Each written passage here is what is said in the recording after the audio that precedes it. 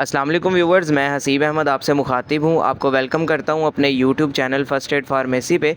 तो आज की अपनी इस वीडियो में मैं रिव्यू करूँगा रेबिसिड टैबलेट का। रेबिसिड टैबलेट का इस्तेमाल भी पाकिस्तान में करवाया जा रहा होता है। इसके हम फ़वाइद के बारे में जानेंगे, इसके नुकसानात या साइड इफ़ेक्ट्स क्या देखने में मिल सकते हैं, तरीका इस्तेमाल क्या है और किन किन कंडीशंस में इसका इस्तेमाल किया जा रहा होता है। ये सारी डिटेल्स आपको इस वीडियो में मैं आज दूँगा।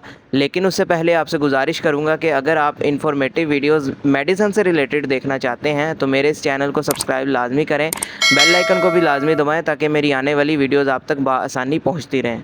तो चलते हैं अपने टॉपिक की तरफ। ब्रांड नेम है जी रेबिसिड, जिसको बना रहा है हाइनून फार्मा, अच्छा फार्मा है। अगर हम इसकी कंपोजिशन की बात करें तो इसके अंदर मौजूद है रेबिप्राजोल सोडियम। ये 20 मिलीग्राम्स में है रेबिसिड मेरे पास। इसके अलावा 10 मिलीग्राम्स में भी आती है जो कि पाकिस्तानी मार्केट से आपको आसानी मिल जाएगी।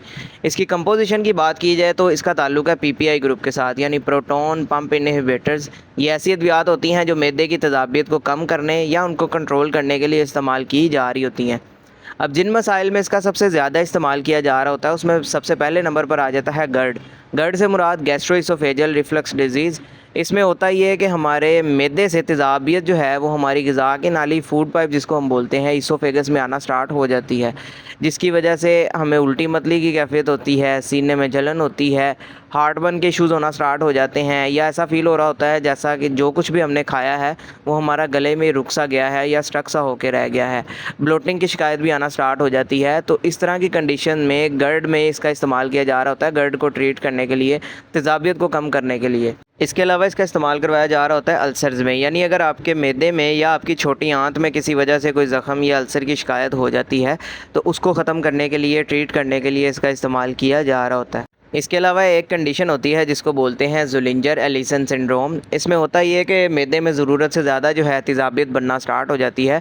तो इस कंडीशन को बेहतर बनाने के लिए भी इसका इस्तेमाल किया जा रहा होता है। इसके अलावा इसका इस्तेमाल किया जा रहा होता है एच पाइलोरी के ट्रीटमेंट में। ये एक बैक्टीरिया है जो कि आपके मैदे को या आपकी छोटी आंत को मुतासिर करता है, जिसकी वजह से वहाँ पर इन्फेक्शन का बायस बनता है। तो इस तरह की कंडीशन में एच पाइलोरी के ट्रीटमेंट में इसका इस्तेमाल किया जा रहा होता है। अब बात कर लेते हैं इसके साइड इफ़ेक्ट्स या नुकसानात के बारे में। तो इसके साइड इफ़ेक्ट्स में आपको सर दर्द हो सकता है, डायरिया हो सकता है, लूज़ मोशन हो सकते हैं, पेट में दर्द हो सकता है, स्किन के ऊपर कोई रैश हो सकता है, आपका मुंह खुश्क भी हो सकता है।